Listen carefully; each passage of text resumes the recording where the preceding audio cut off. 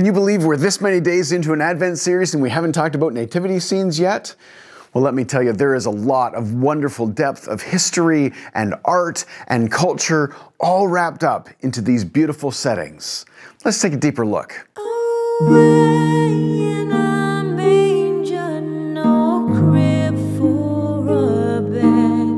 Good morning, friends. My name is Greg Simpson. I'm a minister in the United Church of Canada, and I'm actually in the sanctuary of St. Andrew's United Church right now. Thought it would make sense to film in front of the nativity scene here since we're going to be talking about them, but pay attention through the video because I have polled some of my friends and relatives to get pictures of some of their favorite nativity scenes as well. If we head way back in history to the first Christians, like in the first 30 or 40 or 50 years after Jesus' death and resurrection, there is no evidence whatsoever to show nativity scenes. In fact, the letters in the Bible which are attributed to Paul are some of the very first pieces of literature we have, and there's no reference to Jesus' birth story there. The Gospel according to Mark, which most scholars agree is the first Gospel written, also does not include a nativity story, and it was probably written somewhere from about 70 CE to 90 CE. It depends on which scholar you ask and what rules they're using to date it. The first times that nativity scenes show up in any Christian artwork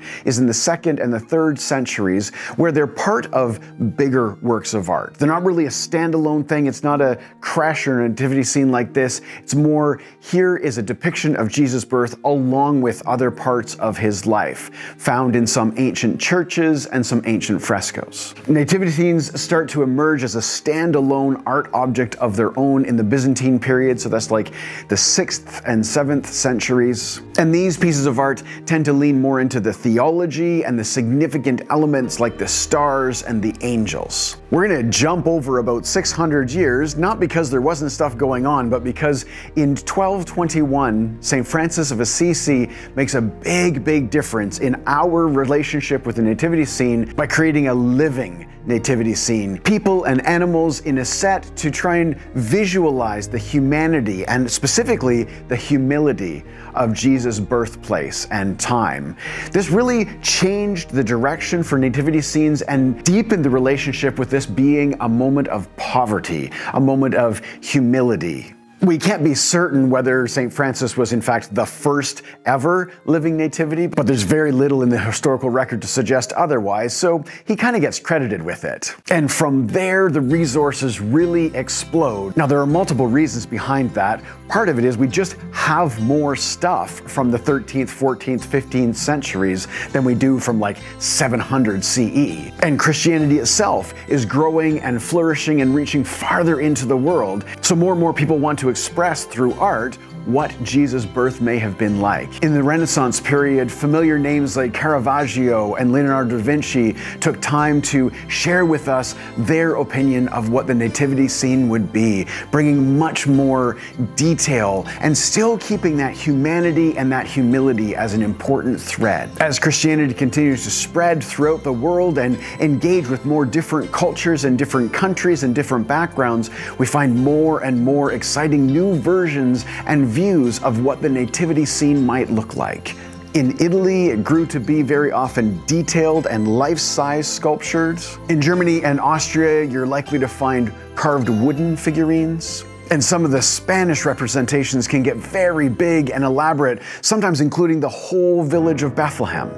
Latin American nativity scenes are more likely to include local flora and fauna, seeing how the culture and the geography play into the local representation of Jesus' birth. Some Eastern Orthodox traditions continue to draw deeply from the Byzantine roots, more of the traditional, iconic, and symbolic imagery. Every culture around the world has made the nativity scene their own. And I swear just about every art form that has ever existed has been used to display ideas of Jesus' birth. From stained glass to fiber art, from figurines to inflatable lawn ornaments.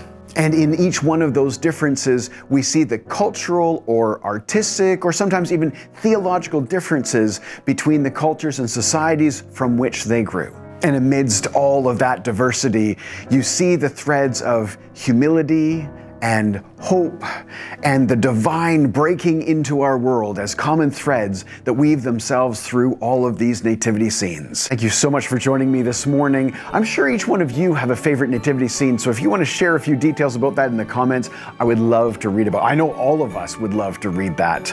If you missed any previous videos, you can click over there and get them, or you can click up here and subscribe. I love you all. I'll see you in the next video.